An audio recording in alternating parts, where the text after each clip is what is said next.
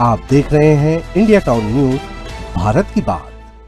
छत्तीसगढ़ की राजनीति में प्रधानमंत्री आवास योजना को लेकर एक बार फिर सियासी घमासान तेज हो गया है। उप मुख्यमंत्री एवं पंचायत एवं ग्रामीण विकास मंत्री विजय शर्मा ने पूर्व मुख्यमंत्री भूपेश बघेल पर गंभीर आरोप लगाते हुए कहा है कि वे प्रधानमंत्री आवास योजना को लेकर जनता के बीच भ्रम फैलाने की कोशिश कर रहे हैं। विजय शर्मा ने दावा किया है कि सरकार ने लाखों आवासों को पूरा करने की दिशा में ठोस कदम उठाए हैं और पूर्व सरकार को इस पूरी प्रक्रिया की जानकारी थी। इतना ही नहीं, प्रेस वार्ता के दौरान उन्होंने नक्सलवाद, कांग्रेस की नीतियों और महादेव ऐप मामले में भी कांग्रेस और पूर्व मुख्यमंत्री पर तीखे सवाल खड़े किए। नमस्कार, आप देख रहे हैं इंडिया टाउन न्यूज। मैं हूं आपके साथ कमर घोष।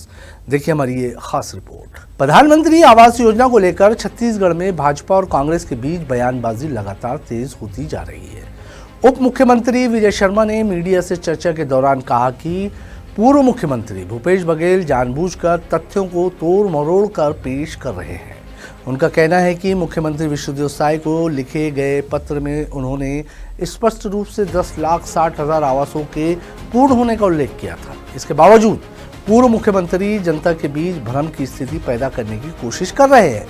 विजय शर्मा ने कहा कि प्रधानमंत्री आवास योजना केवल एक राजनीतिक मुद्दा नहीं, बल्कि गरीब परिवारों के सम्मान और उनके पक्के घर के सपने से जुड़ी योजना है। ऐसे में इस विषय पर गलत जानकारी देना उचित नहीं है। उप मुख्यमंत्री ने कहा कि जब भी तथ्यों के आधार पर चर्चा होती है, तब कांग्रेस और विशेष रूप से पूर्व मुख्यमंत्री भूपेश बघेल उससे बचने का प्रयास करते हैं। उन्होंने कहा कि प्रधानमंत्री आवास योजना को लेकर पूर्व उप मुख्यमंत्री टी.एस. सिंहदेव ने भी तत्कालीन मुख्यमंत्री को पत्र लिखा था। इतना ही नहीं, विभागीय सचिवों और केंद्र सरकार के मंत्रियों की ओर से भी लगातार पत्राचार किया गया था। विजय शर्मा ने यह भी कहा कि प्रधानमंत्री आवास योजना ग्रामीण के साथ साथ प्रधानमंत्री जनमन योजना के तहत स्वीकृत आवासों को भी इसमें शामिल किया गया है।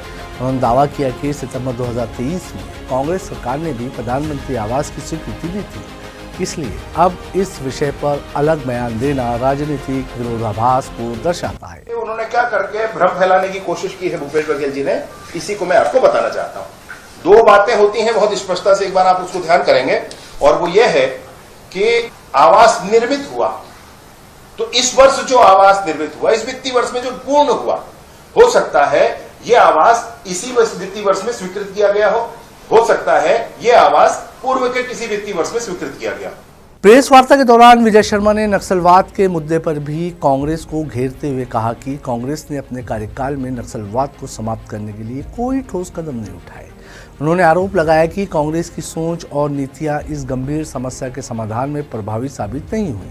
उन्होंने कहा कि वर्ष 2023 में कांग्रेस ने नक्सलवाद को लेकर नीति जरूर बनाई थी, लेकिन उसका कोई ठोस परिणाम सामने नहीं आया। विजय शर्मा ने कांग्रेस से सवाल किया कि वो स्पष्ट करेगी नक्सली कमांडर हिडमा जैसे लोगों के प्रति उसका क्या रुख रहा है। उन्होंने ये भी कहा कि देश के पूर्व केंद्रीय गृह मंत्री पी. चिदंबरम के कुछ पुराने बयानों को लेकर भी कांग्रेस को अपना पक्ष स्पष्ट करना चाहिए। उप मुख्यमंत्री विजय शर्मा ने महादेव ऑनलाइन सट्टा ऐप से जुड़े मामले में भी सरकार का पक्ष रखा। उन्होंने कहा कि इस मामले में केंद्र की जांच एजेंसियां सक्रिय रूप से काम कर रही है और आरोपी सौरभ चंद्राकर को भारत लाने की प्रक्रिया जारी है।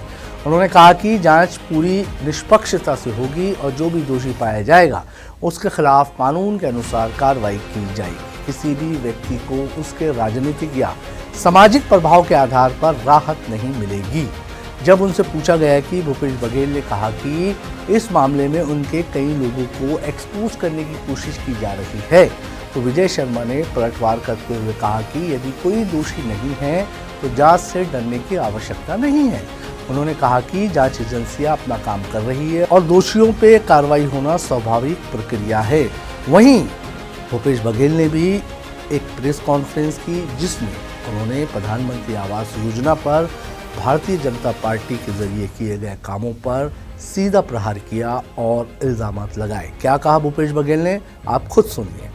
भारतीय जनता पार्टी लगातार दावे कर रही है कि हमने 18 लाख आवास बनाए हैं और पंचायत मंत्री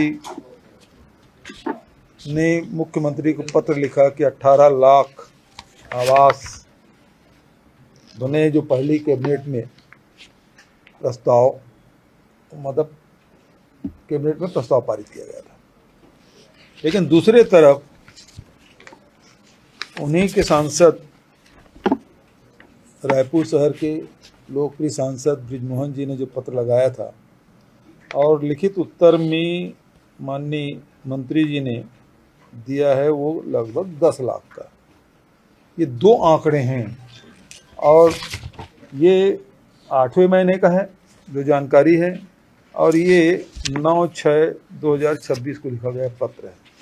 अब इस पर क्योंकि डबल इंजन की सरकार है, इसको स्पष्ट करना चाहिए। प्रधानमंत्री आवास योजना, नक्सलवाद और महादेव ऐप जैसे मुद्दों पर भाजपा और कांग्रेस के बीच राजनीतिक टकराव लगातार बढ़ता दिखाई दे रहा है। एक ओर भाजपा पूर्व सरकार पर योजनाओं को लेकर लापरवाही और भ्रम फैलाने का आरोप लगा रही है, वहीं कांग्रेस भी सरकार के दावों पर सवाल उठा रही है। विशेषज्ञों का मानना है कि आने वाले दिनों में ये मुद्दे प्रदेश की राजनीति के केंद्र में रह सकते हैं। प्रधानमंत्री आवास योजना जैसे जनहित से जुड़े विषयों पर राजनीतिक बयानबाजी के बीच सबसे बड़ी अपेक्षा यही है कि पात्र हितग्राहियों तक योजनाओं का लाभ समय पर पहुंचे और विकास कार्य प्रभावित न हो। प्रधानमंत्री आवास योजना पर शुरू हुई बयानबाजी अब केवल आवास तक सीमित नहीं रही है। नक्सलवाद, कांग्रेस की नीतियों और महादेव ऐप मामले तक ये सियासी संघर्ष पहुंच चुका है। उप मुख्यमंत्री विजय शर्मा ने पूर्व मुख्यमंत्री भूपेश बघेल पर कई गंभीर आरोप लगाए हैं। वहीं कांग्रेस की ओर से भूपेश बघेल ने भी भाजपा सरकार पर इन्हीं सब मामलों पर जवाब देते हुए इल्जाम लगाए हैं। अब नज़र टिकी है आगे की कार्रवाई पर कि भारतीय जनता पार्टी इन आवासों को लेकर आगे क्या कदम उठाती है और कांग्रेस इस पर और क्या हमले बोलती है। फिलहाल इतना तय है कि छत्तीसगढ़ की राजनीति में आरोप प्रत्यारोप का ये दौर आने वाले दिनों में और तेज हो सकता है। आज की हमारी इस खास रिपोर्ट में फिलहाल इतना ही। मुझे दीजिए इजाजत और आप देखते रहिए इंडिया टाउन न्यूज़, भारत की बात। नमस्कार। आप देख रहे हैं इंडिया टाउन न्यूज़, भारत की बात।